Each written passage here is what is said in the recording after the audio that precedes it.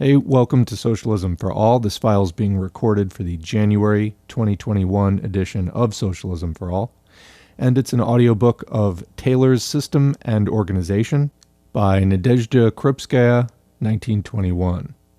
It was first published in Red Virgin Soil, 1921, number 1, translated by Mark Alexandrovich, introduction by Renato Flores, and the source is cosmonaut.blog. So first the introduction by Renato Flores, then a couple of comments by me, and then the audiobook. Nadezhda Krupskaya is unfairly remembered by the identity of her husband. A glance at her page in Marxists.org predominantly shows texts related to Lenin's persona. One of her most detailed biographies is titled Bride of the Revolution. But as many women of the time who have been written out of history, she was a revolutionary in her own right, standing alongside Alexandra Kollontai or Inessa Armand. She was the chief Bolshevik cryptographer and served as secretary of Iskra for many years. She was hailed by Trotsky as being, quote, in the center of all the organization work.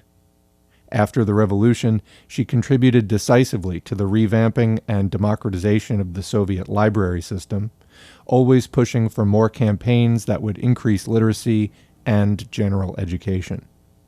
Her persistent interest in education and organization was a result of her life story. Krupskaya was the daughter of a downwardly mobile noble family. Her father was a radical army officer who combated prosecution of Polish Jews and ended up ejected from government service, and her mother, Elizaveta, came from a landless noble family. Nadezhda was provided a decent, albeit unsteady, education. She was committed to radical politics early on in her life, starting off as a Tolstoyan. Tolstoyism emphasized, quote, going to the people, so Krupskaya became a teacher to educate Russian peasants and seasonally spend time working in the fields. However, she found it hard to penetrate the peasant mistrust for outsiders and realized this was a political dead end. Krupskaya became a Marxist when enmeshed in the radical circles of St. Petersburg. Marxism appealed to her because it provided a methodology for revolution, with its science substituting the failures of Tolstoyan mystique. After her, quote, conversion, Krupskaya worked as an instructor in the industrial suburbs of St. Petersburg between 1891 and 1896. The, quote, evening-Sunday school was financed by a factory owner and provided evening classes for his workers. Although she nominally taught just reading, writing, and basic arithmetic, she would also teach additional illegal classes on leftist topics and helped grow the revolutionary movement. Her first-hand experience in the factories of St. Petersburg would inform her lifelong interests, heavily influencing her views on the organization of production. In this piece, Krupskaya looks at Frederick Taylor's principles of scientific management and shows how they could be applied to the Soviet government. The early, quote, collegiality-based Soviet state was leading to inefficiencies all around, which produced a stagnant and unresponsive bureaucracy. Krupskaya believed that scientifically driven organization would alleviate these organizational problems and at the same time raise everyone's consciousness of the work they were doing. She provided several prescriptions for the organization of production to achieve these goals, as well as a rationale for them. Taylorism is a dirty word in leftism today, but as Krupskaya did, we have to understand that we should not hate technology itself. Technology is deployed by certain class interests. Krupskaya mentions that workers rightly hated Taylor because the scientific organization of production had been deployed to the advantage of the capitalists. But Krupskaya also believed that Taylorism could be a weapon wielded by the Soviet state so that it could be more responsive to workers' needs. Taylorism could even be used by the workers themselves to increase productivity and work shorter hours. Krupskaya was not alone in her support of a Soviet Taylorism. Gastev's Central Institute of Labor wanted the full application of Taylor's principles to production as the best way to organize the scarce resources available. Others opposed Taylorism, understanding that it came with insurmountable ideological baggage and would alienate workers from production. This old debate sees new spins played out today in the context of automation. And while there is no longer a Soviet state to organize scientifically, we can still use the principles of Taylorism in our political organizing, as Amelia Davenport recently discussed in Organizing for Power. And that's the end of the foreword by Renato Flores. I have to say, before we get into the article itself, I am surprised to read this because, I mean, they mentioned that Taylorism is a dirty word in leftism today. That's not out of the blue, and it's not out of mere prejudice. Taylorization of factories. So the equivalent today, I think, would be if you've read the articles about how Amazon is giving like the bracelets or whatever it is that like buzz if the workers' hand movements are like too inefficient. It was like kind of that of 100 years ago. It made work utterly monotonous and mechanical. It basically divorced any intellectual work from the physical work. So people were just reduced to 8 or 10 hours of utterly repetitious tasks. And factories in the U.S. where Taylorism, or scientific management, as it was called then, was introduced, saw mushrooming of the labor unionization. People were joining unions in droves, even workers who had previously resisted unionization or not been inclined, ideologically to join a union. They were joining in droves because of the kind of workday that a Taylorized factory had to offer. It was torture, basically. I mean, it was just utterly monotonous mechanical movements. So anyway, let's see what Nadezhda Krupskaya has to say about it. Yeah, this was one of the least popular things ever in industrial relations. I see the principle here of let's learn to manage scientifically, which at the time, I mean, economic planning was like a new concept. Scientific management, or the idea that management could be pursued, at all scientifically or methodically, whatever, that you could improve on it by experimentation, etc. This was like a new concept. So I don't fault them for trying not to just wing it. Taylorization, though, in particular, as they mentioned, they feared it would alienate workers. I mean, there was a long track record of that. So unless millions of workers were just wrong, this was really not objectively a good system. It seemed to serve the machine more than it did the human being. All right, so let's get into the audiobook. The strange thing is that every communist knows that bureaucracy is an extremely negative thing, that it is ruining every living endeavor, that it is distorting all the measures, all the decrees, all the orders. But when the communist starts working in some commissariat or other Soviet institution, he will not have time to look back, as he will see himself half mired in such a hated bureaucratic swamp. What's the matter? Who is to blame here? Evil saboteurs? Old officials who broke into our commissariats? Soviet ladies? No, the root of bureaucracy lies not in the evil will of one or another person, but in the absence of the ability to systematically and rationally organize the work. Management is not an easy thing to do. It is a whole science. In order to properly organize the work of an institution, you need to know in detail the work itself. You need to know people, you need to have more perseverance, etc., etc. We Russians have so far been little tempted in this science of management, but without studying it, without learning to manage, we will not only not move to communism, but even to socialism.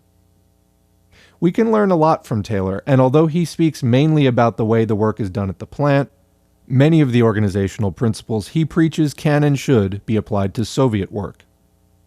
Here's what Taylor himself writes about the application of the well-known organizational principles. Quote, "There is no work that cannot be researched to the benefit of the study, to find out the units of time, to divide it into elements. It is also possible to study well, for example, the time of clerical work and to assign a daily lesson to it, despite the fact that at first it seems to be very diverse in nature." Unquote. And that's from Industrial Administration and Technology Organization. Already from this quote, it is clear that one of the basic principles of F. Taylor considers the decomposition of the work into its elements and the division of labor based on this. Let's take the work of people's commissariats. Undoubtedly, there is a well-known division of labor in them. There is a people's commissariat, there is a board of commissariats, there are departments are divided into subdivisions, there are secretaries, clerks, typists, reporters, etc. But this, after all, is the coarsest division. Very often there is no borderline between the cases under the jurisdiction of the commissioner, board, department. This is usually determined by somehow eyeballing. The functions of different subdivisions are not always precisely defined and delineated. There are also states.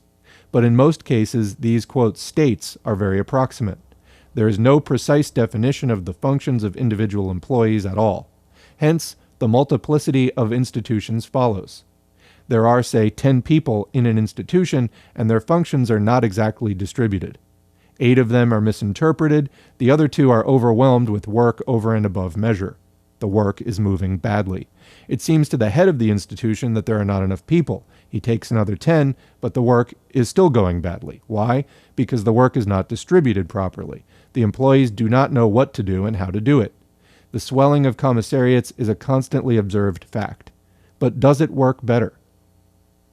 The question of collegiality and identity, a question that has grown precisely because of the lack of division of labor, the lack of separation between the functions of the commissioner and the functions of the collegium, the lack of separation between the responsibilities of the collegium and those of the commissioner.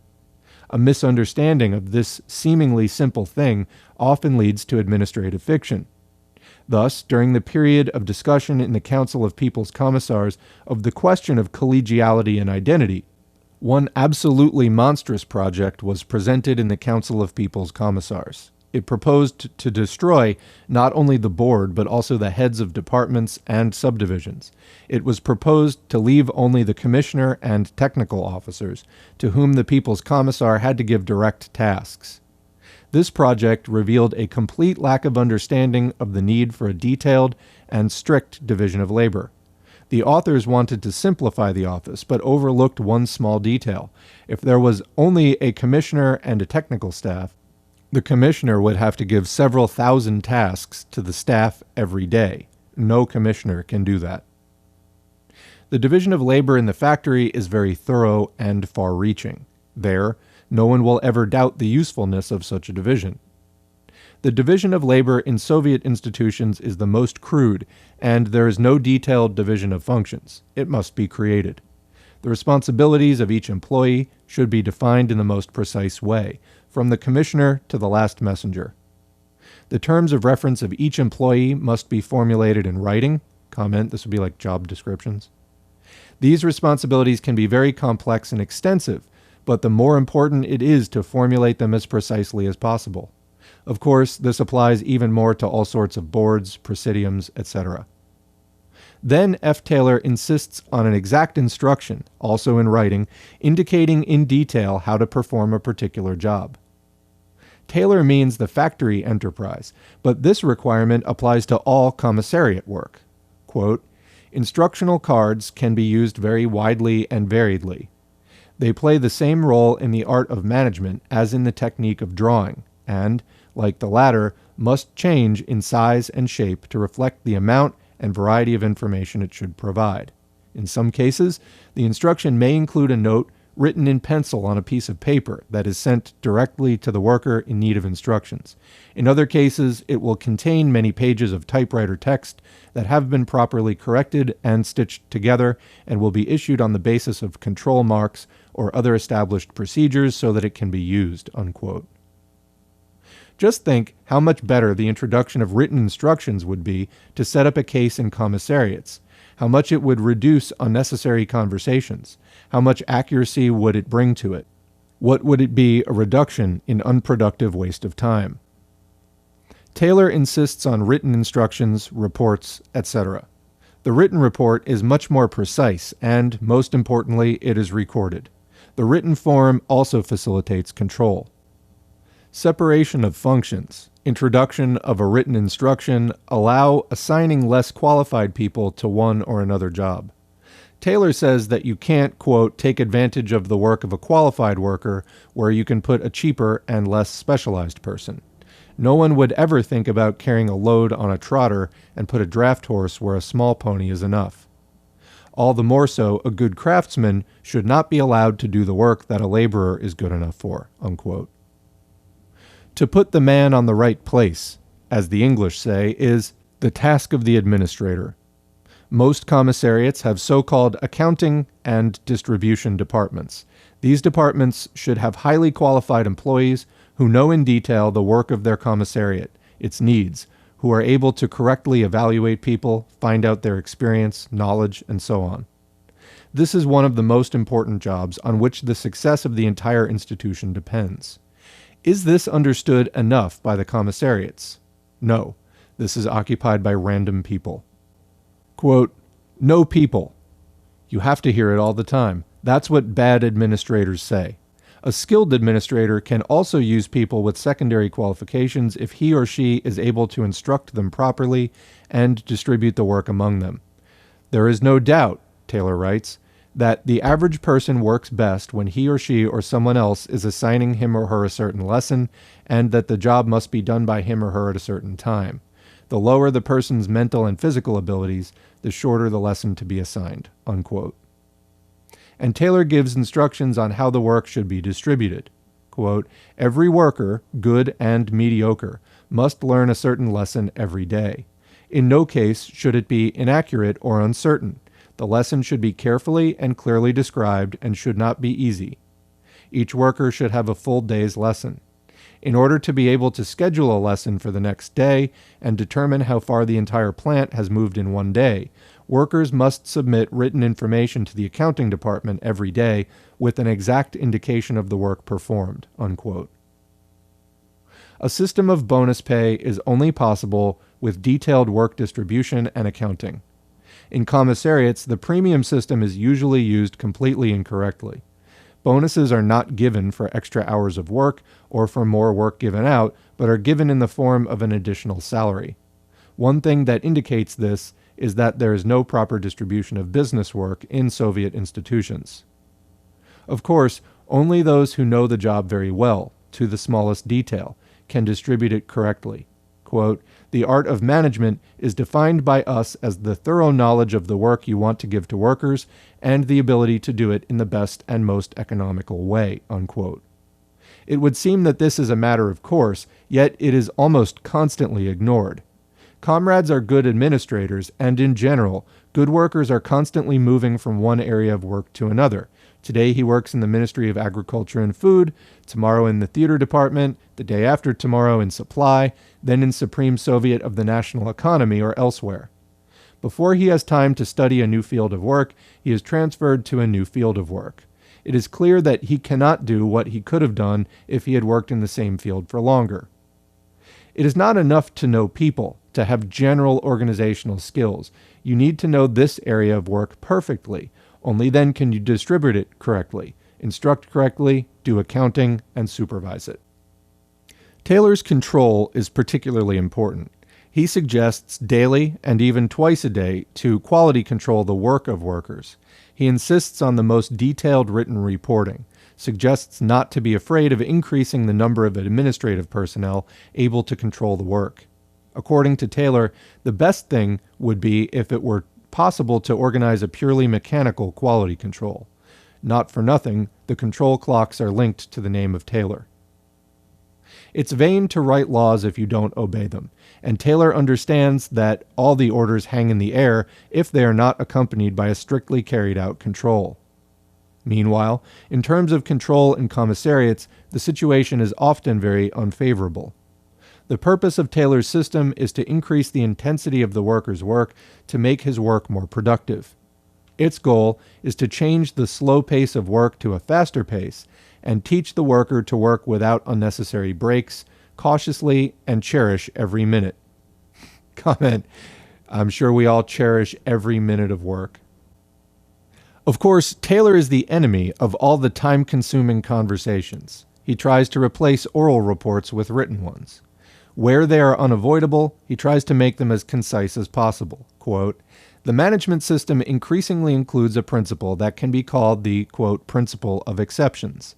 However, like many other elements of the art of governance, It is applied on an ad hoc basis and, for the most part, is not recognized as a principle to be disseminated everywhere.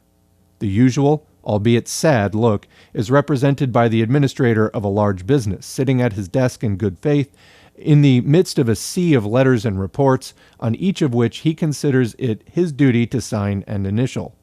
He thinks that, having passed through his hands this mass of details, he is quite aware of the whole case. The principle of exceptions represents the exact opposite of this.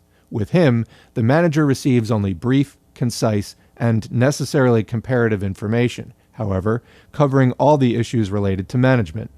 Even this summary, before it reaches the director, must be carefully reviewed by one of his assistants and must contain the latest data, both good and bad, in comparison with past figures or with established norms. Thus, this information in a few minutes gives him a complete picture of the course of affairs and leaves him free time to reflect on the more general issues of the management system and to study the qualities and suitability of the more responsible, subordinate, and employees." Unquote. What business-like character would the work of commissariats take if the comrades working there would keep to the, quote, principle of exceptions? Let's sum it up.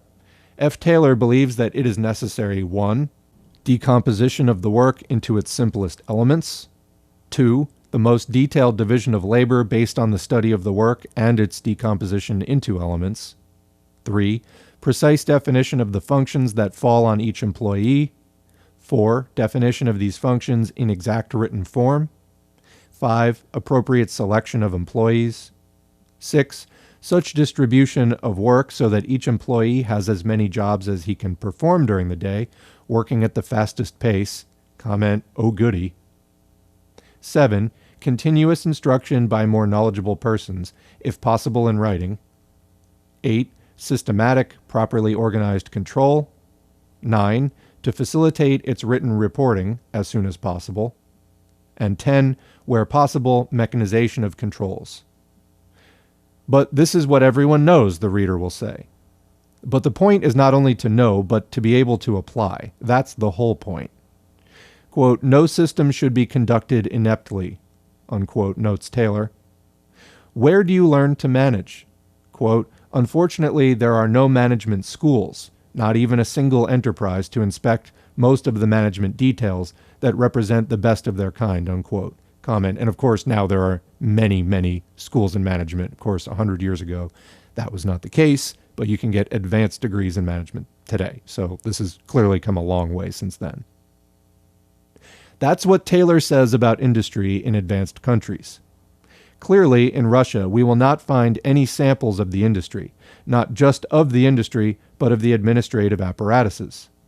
We need to lay new groundwork here. Through thoughtful attitude to business, taking into account all working conditions, it is necessary to systematically improve the health of Soviet institutions, to expel the shadow of bureaucracy from them. Bureaucracy is not in reporting, not in writing papers, not in distributing functions, in the office. Bureaucracy is a negligent attitude to business, confusion and stupidity, inability to work, inability to check the work. You have to learn how to manage. You have to learn how to work. Of course, everything is not done in one go. Quote, "It takes time, a lot of time for a fundamental change of control. The change of management is connected with the change of notions, views, and customs of many people, ingrained beliefs and prejudices. The latter can only be changed slowly and mainly through a series of subject lessons, each of which takes time, and through constant criticism and discussion. In deciding to apply this type of governance, the necessary steps for this introduction should be taken one by one as soon as possible. You need to be prepared to lose some of your valuable people who will not be able to adapt to the changes, as well as the angry protests of many old reliable employees who will see nothing but nonsense and ruin in the innovations ahead. It is very important that, apart from the directors of the company, all those involved in management are given a broad and understandable explanation of the main goals that are being achieved and the means that will be applied." Taylor, as an experienced administrator, understands that the success of the case depends not so much on the individual, but on the sincerity of the entire team. Only this Taylor's team limits itself to administrative employees. This is quite understandable. In general, Taylor's system has not only positive aspects, increasing labor productivity through its scientific formulation, but also negative aspects, increasing labor intensity, and the wage system is built by Taylor so that this increase in intensity benefits not the worker, but the entrepreneur. The workers understood that Taylor's system was an excellent sweat-squeezing system, let's say that 10 times fast, and fought against it. Since all the production was in the hands of capitalists, the workers were not interested in increasing labor productivity, not interested in the rise of industry. Now, under Soviet rule, when the exploitation of the labor force has been destroyed, and when workers are interested to the extreme in the rise of the industry, a team that should consciously relate to the introduction of improving working methods. There should be a team of all the workers of the plant or factory. The capitalist could not rely on the collective of the workers he was exploiting. He relied on the collective of administrative employees who helped him to carry out this exploitation. Now the working collective itself has to apply the most appropriate methods of work. He only needs to be familiarized in theory and practice with these methods. This is production propaganda. As far as the employees of Soviet institutions and people's commissariats are concerned, it is necessary to familiarize them with the methods of labor productivity. This falls on the production cell of the collective of employees, but only by raising the level of consciousness of all employees, only by involving them in the work of increasing the productivity of commissariats, it is possible to actually improve the state of affairs and destroy not in words, but in practice, the dead bureaucracy.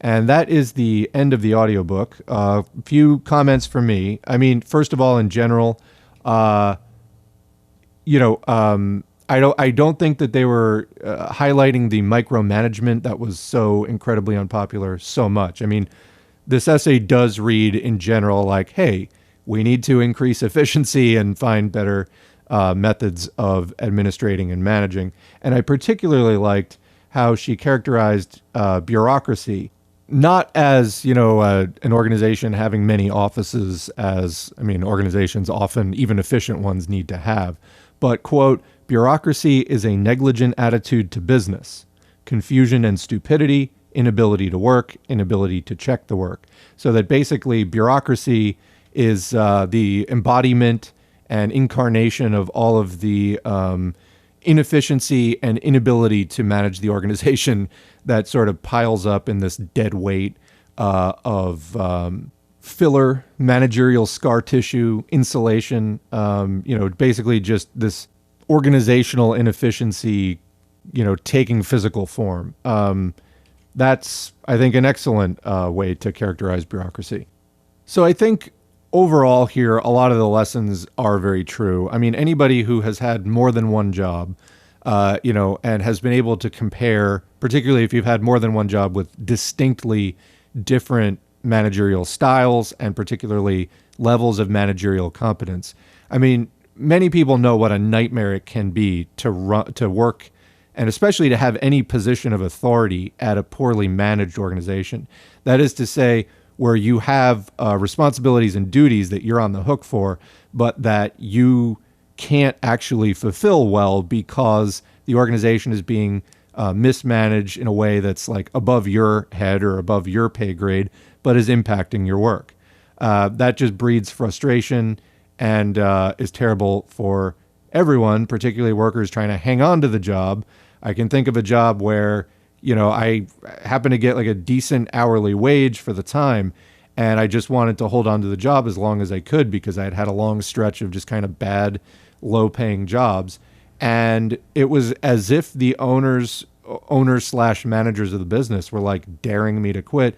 They were just running it so badly. And then you find out that the place has had massive turnover in the last 5 years. And, that's probably why I even got the job in the first place, or why the job was open to begin with.